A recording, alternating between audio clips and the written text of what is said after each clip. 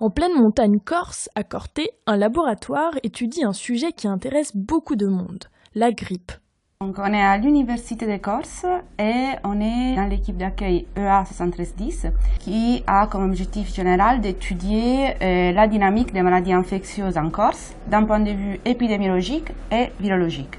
C'est une équipe qui est assez récente et qui était associée depuis 2006-2007 au réseau Sentinelle. Alors le réseau Sentinelle, c'est un réseau qui a été mis en place en 1984 et donc c'est un travail vraiment collaboratif avec les médecins généralistes pour recueillir, pour essayer de suivre l'évolution de différentes maladies, des maladies assez fréquentes comme la grippe ou les gastro-entérites ou encore la varicelle.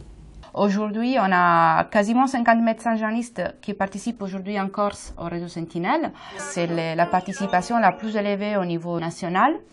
La particularité de l'antenne, c'est qu'en fait, il est associé à un laboratoire de virologie qui est universitaire, qui appartient donc à l'Université de Corse. On traite ici les prélèvements nasopharyngés qui sont faits chez les patients atteints de grippe pour essayer de trouver un petit peu les virus respiratoires qui circulent donc en période hivernale. Donc, je vais vous montrer le cycle au sein du laboratoire d'un prélèvement. Donc, quand le prélèvement est réceptionné par la poste, on le manipule ici sous cette hotte où on va le répartir dans différents petits tubes.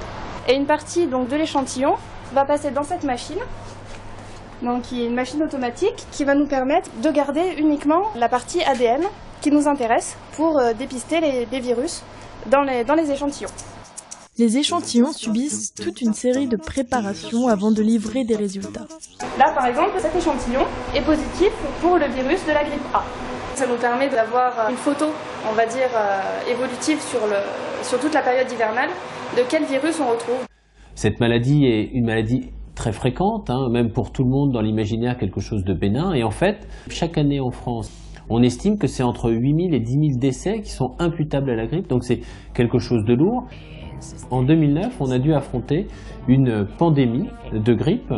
Les outils qu'on avait mis en place à ce moment-là étaient intéressants, efficaces, mais limités pour voir véritablement ce qui se passait dans la population. Et c'est à la suite de cette constatation-là qu'on s'est dit qu'il fallait réussir à mettre en place des systèmes de surveillance très participatifs où directement la population pourrait faire remonter de l'information.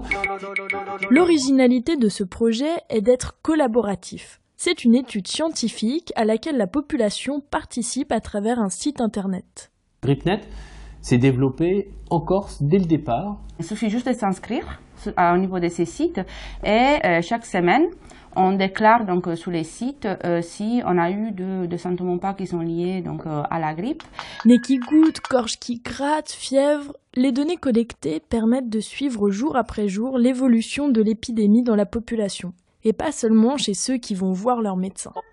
Quel est l'intérêt d'étudier la grippe particulièrement en Corse ? Comme on est dans une île, c'est plus simple en fait de tester les phases pilotes d'un projet de recherche tel comme en fait GrippNet, puisque comme c'est un lieu confiné, c'est plus simple de mettre en place des actions de communication pour sensibiliser la population à participer. Donc on a fait des actions au niveau des écoles, et au niveau, par exemple, des EHPAD, pour les seniors, et aussi au niveau de l'université.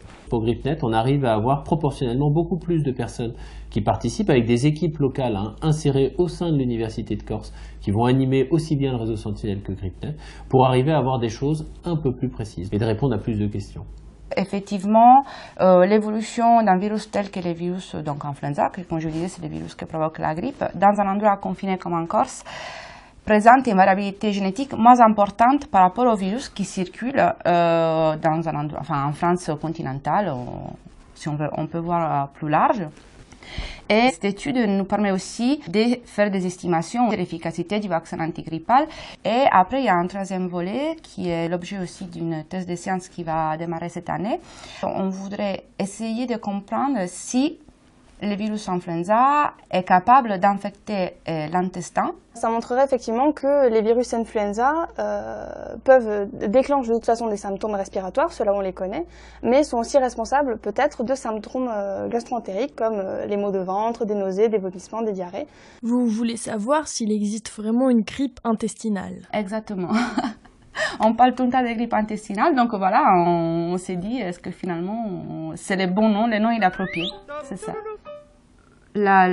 la partie innovante de notre recherche sera vraiment de mettre en avant et de développer des modèles qui permettront donc d'étudier la dynamique pour l'instant on le fait pour le virus influenza, donc pourquoi pas pour d'autres virus comme par exemple les arbovirus, en milieu insulaire.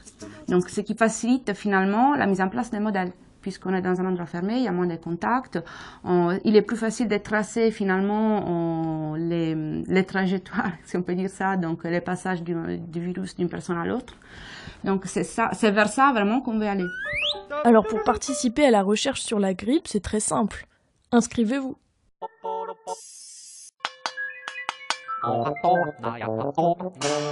YouTube